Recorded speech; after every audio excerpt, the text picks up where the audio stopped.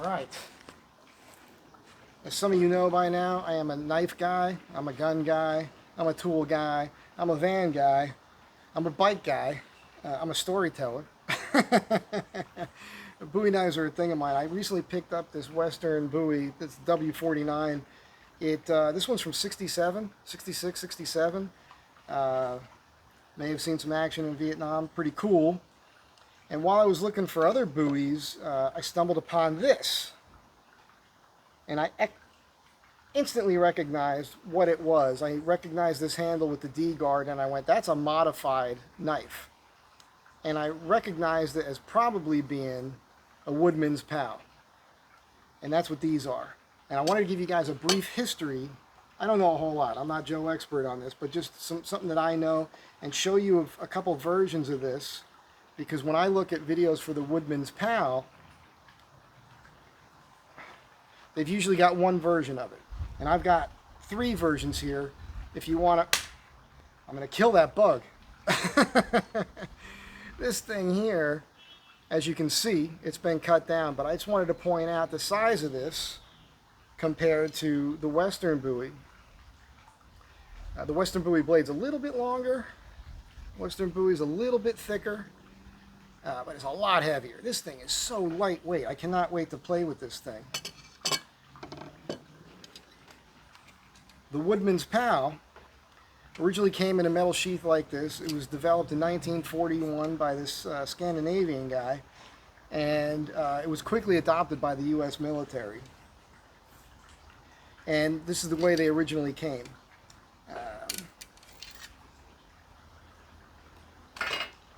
I'm not going to get into using it here because there's plenty of videos that show it. I will do that the next time I'm out in the van in the woods. I'm going to bring all of these. I'm going to do some test chopping and woodcraft and all that good stuff.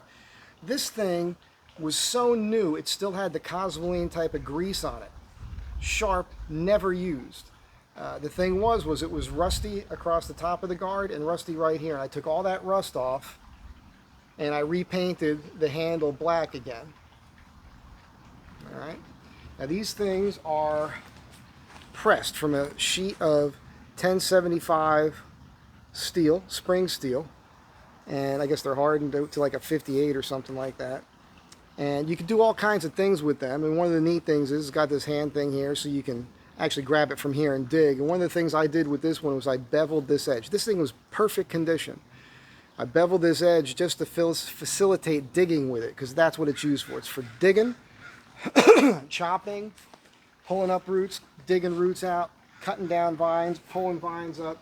You've seen people clear brush with these things. In my opinion, this is about the most perfect camp tool there is.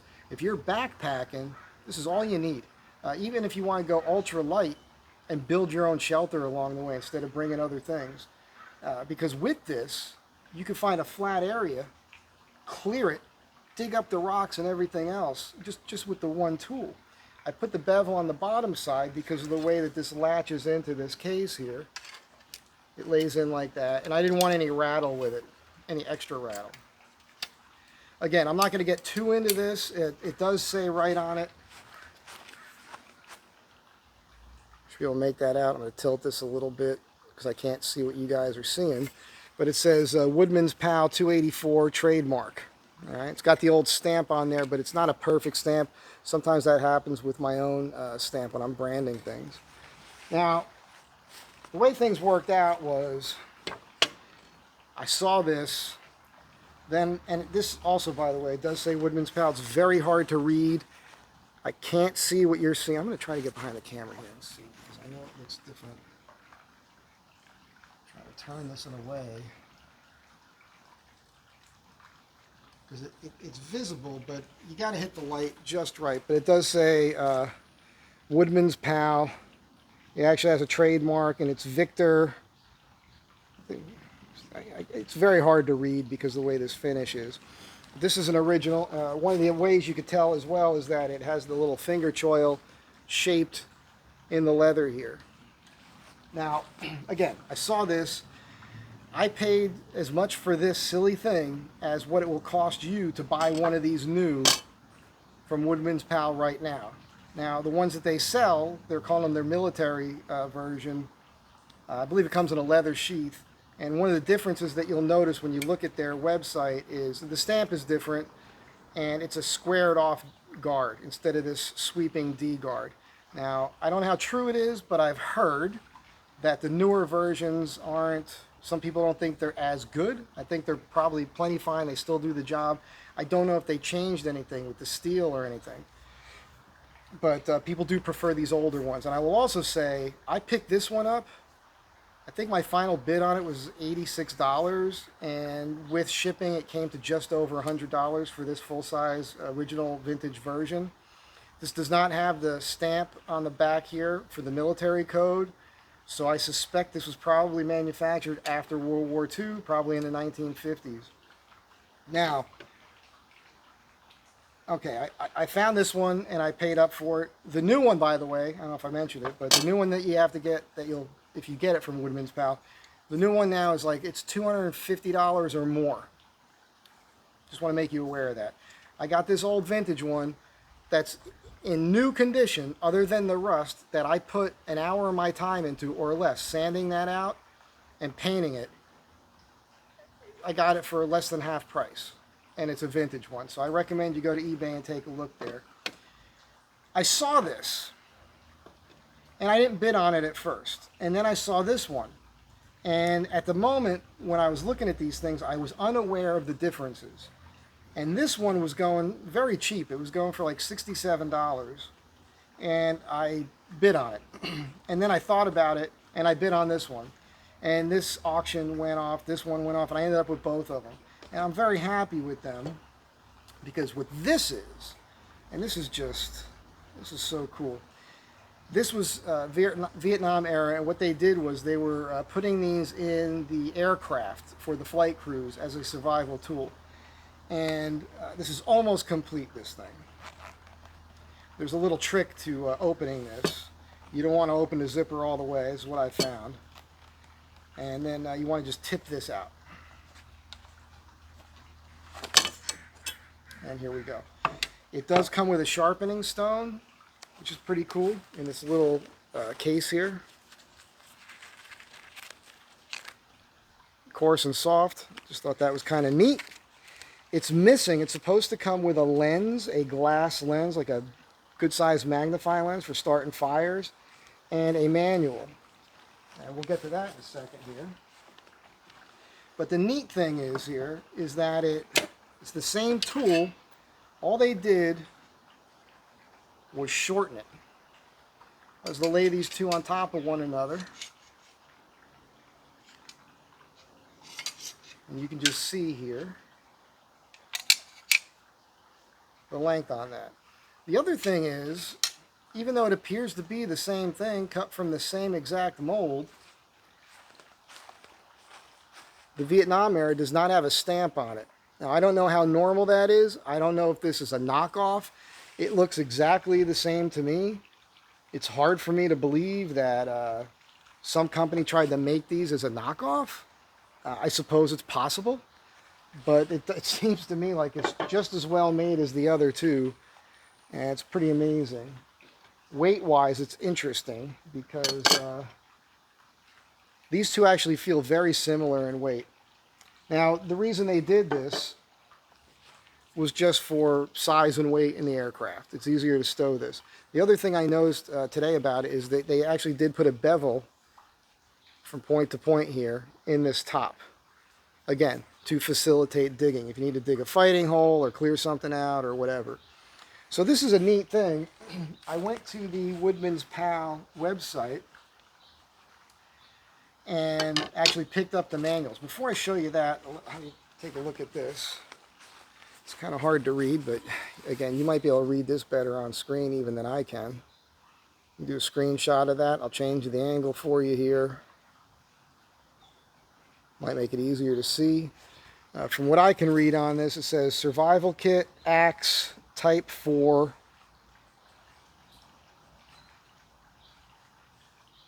I cannot make out the second line, but there's a bunch of numbers, and it's U.S., I think it's U.S. Navy.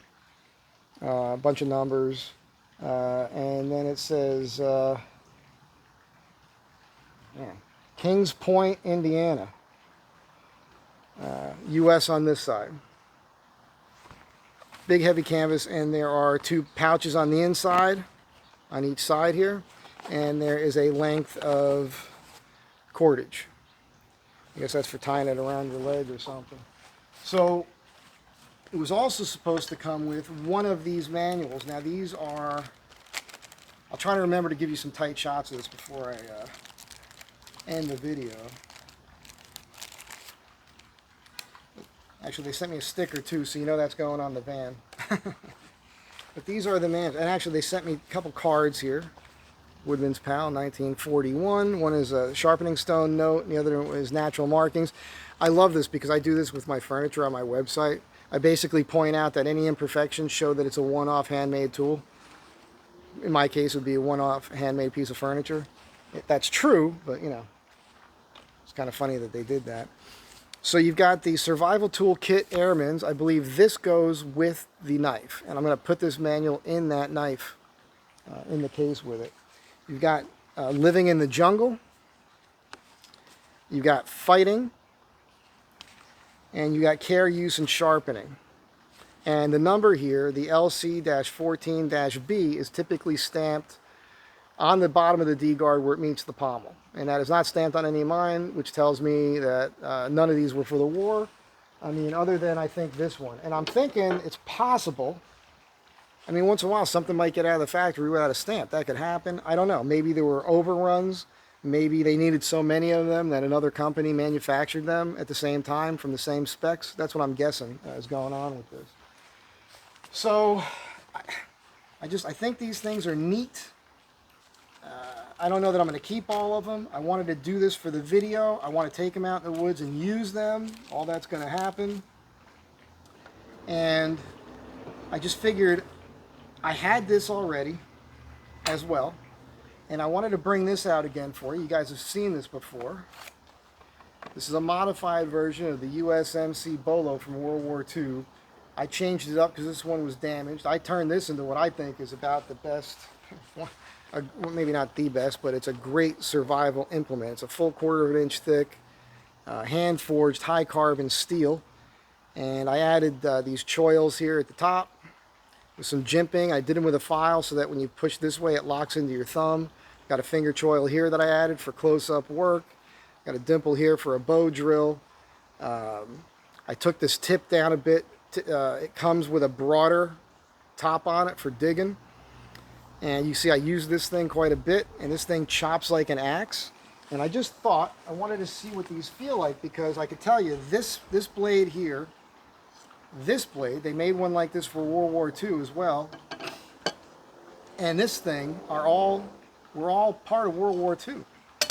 Now, Collins made the case buoy. I think Collins, Case remakes it now. They're very expensive, especially a war-used item. Thousands of dollars for one of those things. But I wanted to feel what these all feel like right in front of you. And I should be chopping with them, but I mean, the buoy is the lightest weight one. This would be the one that, if you had a fight with any of these, this would be the one you wanted to do it with. You know, got to practice more with this thing. But again, this thing was an all-over tool. You could do so many different things with it. This thing here, very similar to this.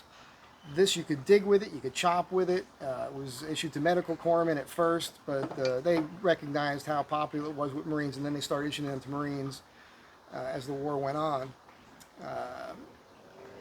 But it is pretty friggin' heavy, this thing. Anyhow, I just thought you guys would get a kick out of this, and what I'm going to do next is just do a quick pan over the table for you and show you what this stuff all looks like. My plan is to make some sheaths. I did leathercraft when I was a kid. It's been a long time.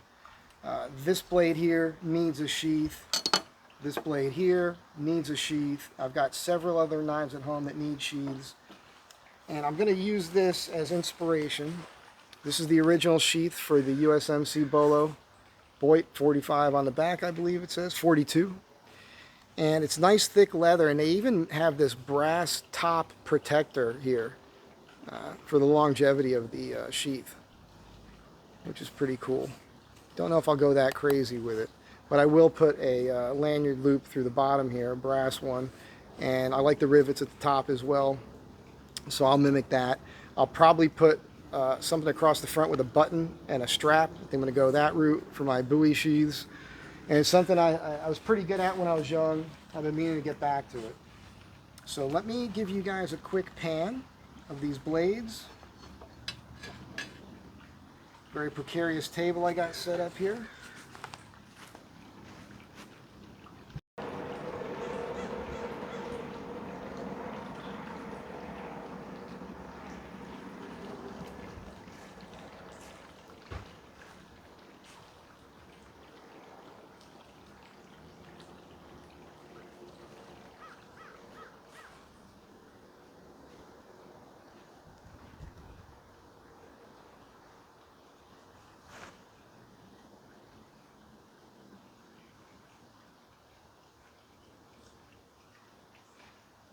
I've been thinking about doing a video with a 4x4 and putting all these and a lot of the other buoys and choppers I have through the test, you know.